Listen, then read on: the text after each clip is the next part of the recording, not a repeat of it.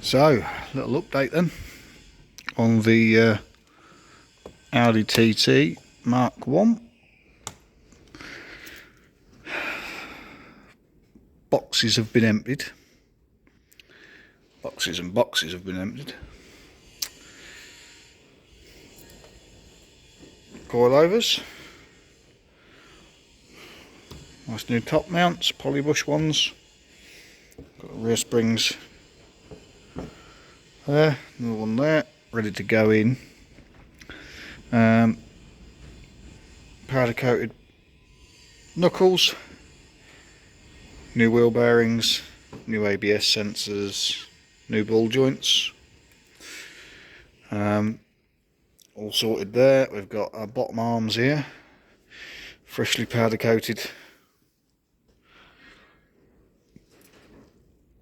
Front subframe, we've got poly bushes in there too. Got our poly bushed front anti-roll bar. Now the car itself, not much has changed of late. Obviously it's been waxed. I say not much has changed, a lot's changed, but very little's changed. We've got our side skirts here are rotten. He has actually bought me these, which have got some different sill covers on, but it is actually the entire arch sill cover, and it's not rotten. So we need to get those plastic bits pulled off, and then get the plastic and the sills painted, and then we can pull these ones off. Now I've welded the bits up in the back here.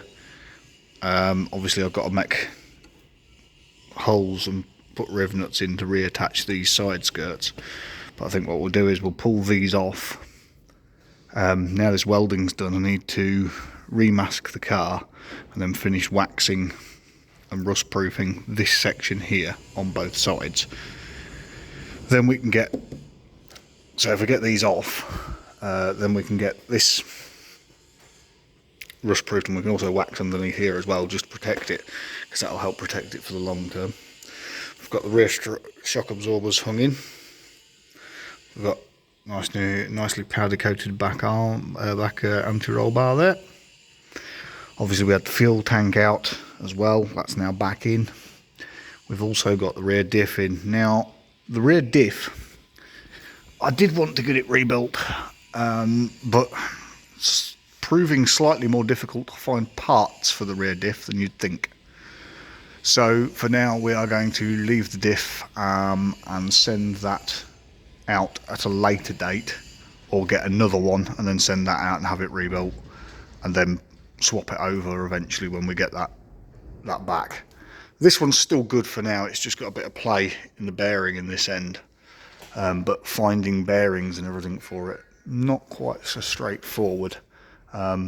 We may even do the Haldex delete, where we lock it and make it permanent four-wheel drive, and possibly an LSD, but who knows. It all comes down to budgets and money and time, but for now, like I say, it can't have any more done. So it still works, we're going to go with that for now.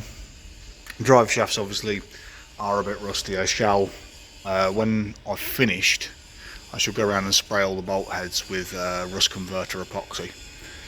When everything's torqued down, I shall clean the drive shafts up and do those as well, just to make them look a little bit better. Really, putting new drive shafts in it or rebuilding the drive shafts would be the best option, but yet again, it comes down to money. It's very quickly becoming expensive, this, and it could become almost too expensive if you get too far into it. The problem is every time you go to do something else costs money. That's the problem with a project car. You know, so like I've had to order the spring seats for the bottom here, because the other ones they're rotten and destroyed. That spring seat, 50 quid a side. You know, £100. I've still got to buy, so I've got braided performance hoses here, so I've got to make this line up to fit back there. Then I've got to order another standard line, which is like another 100 quid for 2 brake pipes. to come round, to come up to here, because we've got a caliper adapter to go on that spaces the caliper out, because it has a slightly larger rear disc for the brake conversion that we're doing. So yeah, we've got bits and pieces hung on there now. So we've got that bit of welding done there as well. This side cover's not as bad as the other one, but still needs replacing. So we have started getting a lot of the suspension put together. Like I said, the rust proofing is just a case of doing behind these sill covers before the new ones go on, and then just finishing off in the corners and the wings and the arches here. Got to get these bits painted. That's a load more of the bits that are left over from powder coating. There's a bracket there that goes up into the rear arch for the fuel filler. That one there's for the exhaust, hangs underneath. Rear brake caliper carriers, bits and pieces like that. Obviously that's the gearbox, an angle drive or Haldex, whatever angle drive box that you want out of it. It's just a pile of parts for something completely different. We've got the new wheels. These have been hydro dipped. I actually quite like those, and I don't like carbon fibre, I'll be honest. I don't like the look of carbon fibre that much, but I do actually quite like those wheels. We've also got a new not silver aerial that looks better.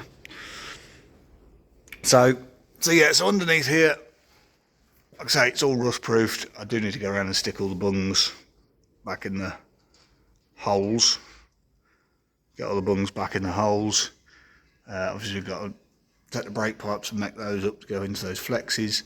Get the rear hoses. I am just waiting at the moment, because for some reason Powerflex don't list this outer bush as an option, as most people don't. I did get, I have now ordered some which say they are for this. Unfortunately they're red, whereas the rest of them are obviously purple. But the front brake calipers are red. We're probably going to paint the rear ones red just to make them match the front. So it's not necessarily going to be horrific, but it's not the greatest. But it'll work, because the bushes that I tried ordering some like OEM aftermarket bushes for here. Problem is that they're almost completely wrong. They just don't look right, because these are like concentric, so they can twist like that. But the ones that they sent just looked totally wrong. So we are now waiting for the other set. As you can see, like, we've got Powerflex bushes in the whole subframe, the diff, rear anti-roll bar.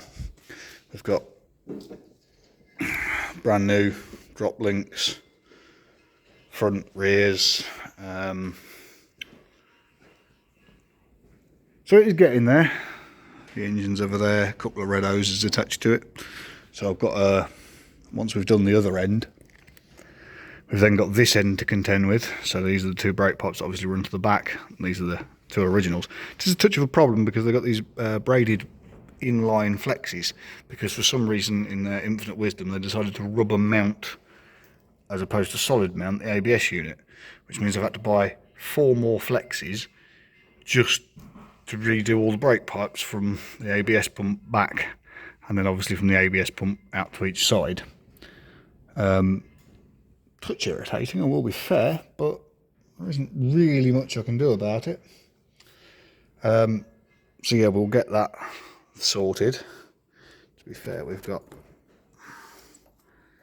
bolts in here that don't need to be here.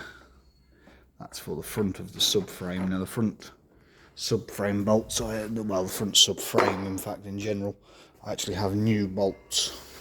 You are supposed to replace them. So we actually have new bolts for the front and rear of the subframe.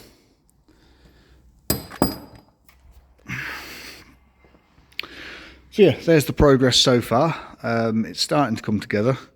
The plan is to get the rear suspension so that it is suspension as opposed to just hanging off the bottom of the car. Once that's all assembled, then obviously we can work on brake brakes, getting that sorted. So then I'll get these brake pipes sorted, get the rear lines in, get the calipers mounted, discs mounted, so that the rear end is basically complete. And at that point, once the rear end's basically complete, it's the heat shield can go back under here, and then the rear bumper can actually go back on, because the only reason we removed the rear bumper was because of the rust across this back end, just to rust proof up a bit higher. So the rear bumper can go back on, then obviously the rear suspension's basically done. Then it'll be a case of, as you can see, like the front suspension's basically ready to go back on, and then be, you know, work out all the little tricky bits. That's all poly bushed as well. We've got poly bushes in the front and rear of the arms, new ball joints and everything.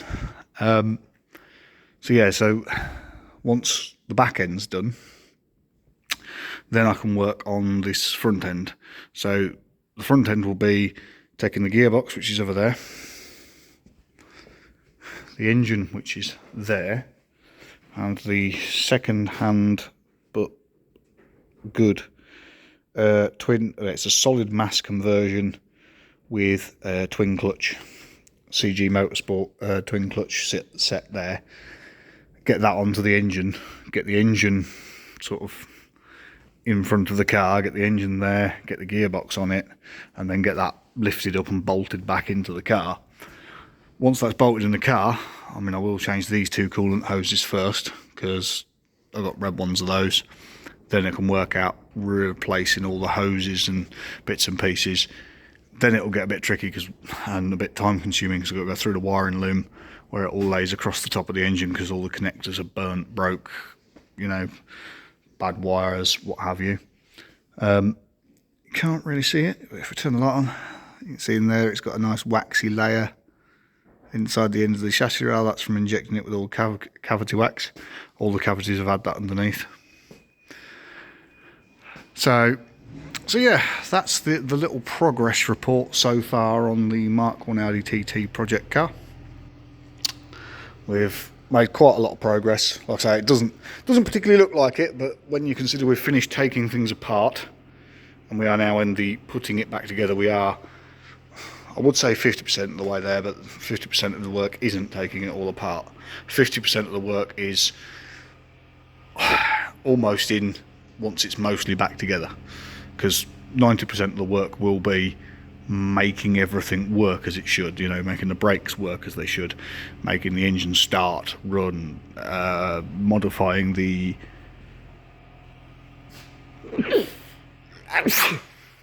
excuse me, modifying the steering rack lines, and finding an extra radiator to cool that, because all the original lines, these run around the front of the engine and across the front of the gearbox here, and then there's another one that runs across here, all for cooling, and they're all rotten, and it just makes sense. They'll be really expensive from Audi, even if you can get them. So it would just make sense now to maybe AN line it, and put a front intercooler in the front cooler in the corner for the power steering. I don't think the car's ever going to have track use or be used in the way where that's going to overheat, but still need to cool it, because these did have problems with the cooling from factory, which is why they actually added the two extra loops. So there's a pressure side loop and a cold side return loop for cooling the lines. I think I'm going to go with a return cooler, so it'll come off the end of the rack, come down the chassis leg to a radiator here, and then return back up the reservoir. So the pump, which actually sits at the bottom of the engine here, will basically have pressure back to the rack, but I'll have to make lines up for that and everything. But that is the progress so far. That's some of the stuff that we're going to be doing to it. I may film some more of it in depth as we go through it and put it back together, if there's enough interest on the car. Thanks everybody for watching. Please let me know what you think below, and I'll catch you next time.